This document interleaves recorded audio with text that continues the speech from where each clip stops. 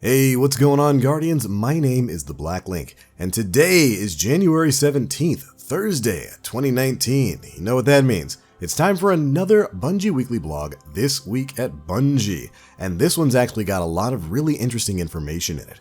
We learn a bit more about Sandbox Update 2.1.4 dropping on January 29th. We get to hear about some weapon changes as well as some exotic buffs and nerfs that are going to be coming down the line. And we get a fairly mysterious take on what the future of this franchise is going to be from someone we haven't heard from in a very long time. We're also going to be learning about some quality of life changes coming in the upcoming Sandbox update as well. And of course, we'll be giving you our thoughts on all of that in this video. Let's go ahead and dive on in. Now, first things first, we get a nice little message from Destiny franchise director Luke Smith. Of course, as all of you know, Bungie has separated from their publisher Activision. And this has caused waves throughout the community. A lot of people are really excited about what this means. And it seems like Director Smith took to the TWAB this week to talk about exactly what the future of Destiny is as a franchise. And we're going to go over everything he had to say right now. Hey everyone, I wanted to share 3 things on behalf of the Destiny team today. First, our sincere thanks to the people at Activision who've helped bring Destiny to our players. High Moon Studios for their wonderful collaboration on Forsaken, and Vicarious Visions who helped establish a Destiny community on PC, worked with us on Warmind, and who is currently readying their Destiny swansong with the content that will appear in the upcoming season of The Redacted. Shadows, by the way, it was already pretty much leaked. Next, in the short term, we're continuing to build the content we've promised for the annual pass. We've learned a lot from Black Armory that will apply to future releases.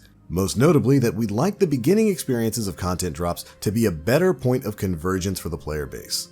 In Black Armory, we set the power requirements for the first forge too high, and that meant it wasn't a great chance to jump into some new content.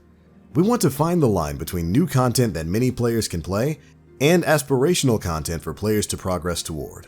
We're exploring improvements to catch up mechanics for players in upcoming seasons. And last, long term, Bungie is committed to Destiny. We created the universe and we hold its future entirely in our hands. The vast majority of the team is hard at work envisioning future experiences, enemies, and ways to play the Guardian you've been building since 2014. We're going to keep doing that. We're thinking about what it means to be truly independent, what it means to self-publish, and crucially, what Destiny's future can now look like for our players. It was a busy fall, and it's going to be a busy year. When I look ahead and think about Destiny and where it could go, I see a bright future, with roots in a memorable past. Not everything has been lost in the dark corners of time. See you soon. So there we go. This is actually the first time we've heard from Luke Smith in an official capacity outside of maybe Twitter in quite some time, and he does address quite a few things there. First things first, I do have to say that first section there does seem like Bungie is going to be parting ways with High Moon Studios and Vicarious Visions. This is something we brought up in previous weeks when we first learned about the Activision-Bungie split. I figured that with them moving away from that publisher, they were probably not going to be keeping on High Moon Studios and Vicarious Visions, who helped, of course, with the PC port of Destiny 2, as well as the creation of DLC content like Warmind and Forsaken, which bums me out a little bit because those 2 studios did amazing work for this game.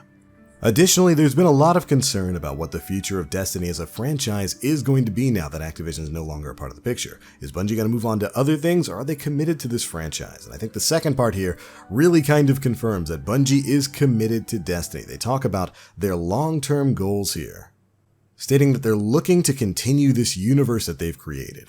And of course, we got that nice little reference to the Vault of Glass at the end there.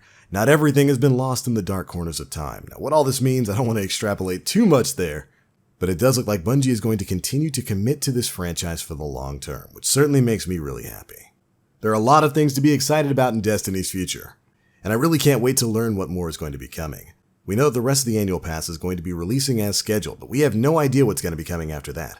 I doubt that we'll be getting D3 this year, and we have yet to learn whether or not we're going to be getting another big expansion. I'd imagine that's probably been pushed off, and maybe they'll settle for another kind of annual pass sort of content release schedule. Who knows? The future is bright, and I can't wait to see what's coming. But alright, let's move on to some of the big sandbox changes that are going to be coming in Update 2.1.4. Again, scheduled to drop on January 29th. Last week we learned about a lot of the super changes, and some of you Guardians were really excited about what you learned about. Well, this week we're learning about weapons. That's right, we're going to see some weapon buffs and nerfs in this update as well, and we get to learn a bit about what some of those are going to be in this week's TWAB. Let's go ahead and dive on into the weapon archetype changes that are coming. First up, auto rifles. Damage has been increased for rapid fire, adaptive, and high impact families. They go on to state that they find that auto rifles are a little unforgiving for the ranges they ask you to occupy in a world with special weapons. That's code words for shotguns. And as a result, we're increasing the damage to offset the higher risk. Next up, scout rifles. This is a class that has been needing a buff for a long time. Damage has been increased for lightweight and rapid fire families, as well as an increase to all scout rifles in PvE.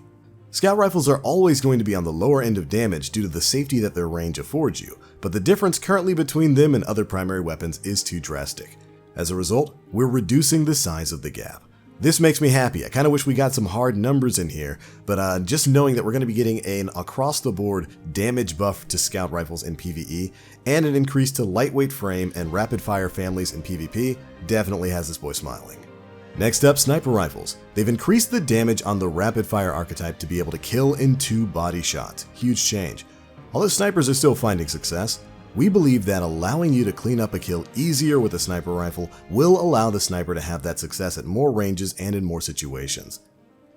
This isn't too crazy of a change. Those faster rate of fire sniper rifles right now are just going to get basically the benefit of being even longer range, harder hitting scout rifles. Kind of the way some of them performed back in Destiny 1.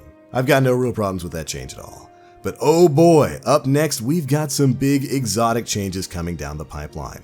And first things first, we get to hear about some changes coming to that old school classic of D2, the Legend of Acrius, the original busted heavy weapon. It's an exotic that has been absolutely left in the dust with some of the new stuff that we've gotten since Destiny 2 originally came out, and I'm glad they're going to be addressing it first. They've increased the damage and bumped out the range slightly. As time moves on, things tend to trend upward in terms of power, and in a post-Forsaken world, Acrius simply didn't have the output to match other heavy weapon exotics, and I would absolutely agree. Again, this is another situation where I really would have appreciated some hard numbers, but hopefully we'll be getting that in the patch notes that we'll see moving forward. Next up is an exotic that has been causing quite a bit of conversation for quite a while, the Telesto. PvP damage has been brought down to match a standard fusion rifle charge rate. Boo, I don't like that. Optics, zoom was also increased to match fusion rifles with long-range scopes. Telesto has become fairly notorious in the Crucible for its effectiveness, even in some cases getting accidental multi-kills due to how damaging the explosions were. To combat these, we've reduced its PvP damage to match its charge rate. This brought up an issue where doing so was significantly hurting the usability of the weapon, so the optics were buffed in return. In general, you should still find it an effective weapon, it just won't be quite as generous as it was before. Now this is of course a nerf that we knew was going to be coming for a long time. Personally, I didn't really think the damage on Telesto was too much of an issue. The explosions definitely are super powerful, especially at range. But my big issue was the fact that you could just shoot these things and leave them for like 3 minutes straight before they would do anything. But I'm sure that there are plenty of Guardians out there who are happy to know that the Telesto is finally being brought into line. Next up, we've got some changes coming to trace rifles. They've increased the minimum amount of ammo you could receive from special ammo boxes once again. Trace rifles had a pretty rough time keeping ammo reserves in the Crucible, as it doesn't have access to scavenger perks. You should have more success using it more often in Crucible now. And the changes also affect PvE bricks. This is definitely a decent change to a weapon class that really needed the extra ammo in PvP. They've also reduced the strength of the Wave Splitter in PvP.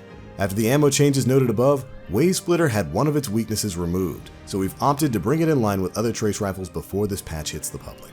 For those who don't know, Wave Splitter is the Void trace rifle that's only available on PS4 right now. And from what I hear, under the right circumstances, it's actually pretty gosh darn ridiculous, so it's getting a little bit of a nerf here too. But there we go, those are the big changes that they talk about here in the TWAB, although they go to note that other things are going to be getting looked at in this update as well. They're looking at future potential adjustments to include trace rifle damage in PvE, submachine gun damage adjustments, shotgun adjustments, and taking a holistic look at the heavy slot options and how much of an impact it has on loadout choices for PvE content. I really hope that last part there. I really hope it's code words for buff swords, because holy crap, these swords need help right now. But anyways, those are all the big changes we learned about in this week's TWAB. Before we get on out of here, there's one last thing we want to talk about, and that's some of the quality of life changes that will also be dropping on Update 2.1.4. These changes are going to be based on player feedback for the Black Armory experience. We're going to go through them very quickly. First things first, ballistic logs will no longer be removed at reset, and the stack limit for ballistic logs has been increased to 5 per character. Weapon frames carried across reset now refund into the following: gold frames refunded into 1 ballistic log, silver frames refunded into 3 modulus reports, and any instances of a radiant matrix will be removed on weekly reset. Players will also hopefully stop experiencing an issue where the frames go missing from Ada's inventory on a week-to-week basis. And players may still only purchase up to 2 gold frames per week. The drop rate for Black Armory lore has been increased from 10% to 20% and now requires successful forge ignitions for a chance to drop. Next, a quest step that requires players to defeat a high-value target on Nessus no longer requires a player to land the final blow. This is the captain thing, where you could get a hit on him, but if somebody else killed him, it didn't count for you. Glad they're addressing that, although I kind of wish they would have just removed those steps entirely. But moving on, modulus reports and ballistic logs will now go to the postmaster if lost. And the cap on modulus reports is still going to be 15 per account. Finally, forge emblems will be awarded when completing a forge, no longer requiring a specific bounty to be completed. But there we go. While those aren't all the quality of life changes coming with update 2.1.4, they're all the ones they talk about in this week's TWA. And I gotta say, I'm happy that they're making some changes here based on player feedback, although I'll say what a lot of you are probably thinking. I wish they would have figured out some way to retroactively go back and just unlock the forge for subsequent characters. I hate that you have to unlock Izanami and Gofanon on each character you play as, rather than just doing it on one and having the activities unlocked on your account. That still hurts me pretty bad. But alright Guardians, that is pretty much it for the biggest bits of news contained in this week's issue of the Bungie Weekly Blog, This Week at Bungie. We've had some big things going on for the past couple of weeks, and there are some Guardians who are currently at Bungie testing out some new content, so you can probably expect to see some stuff coming out real soon.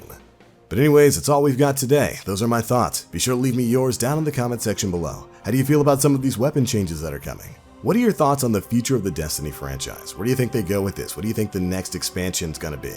Do you think they're gonna expand on D2, or is it time for D3? Be sure to let me know. If you enjoyed the video, feel free to drop a like, make sure you subscribe and hit that notification bell to stay up to date with all the latest stuff we're putting out. But alright Guardians, it's going to be it for this one. Thank you all so much for watching. As always, I am the Black Link. You Guardians, stay frosty.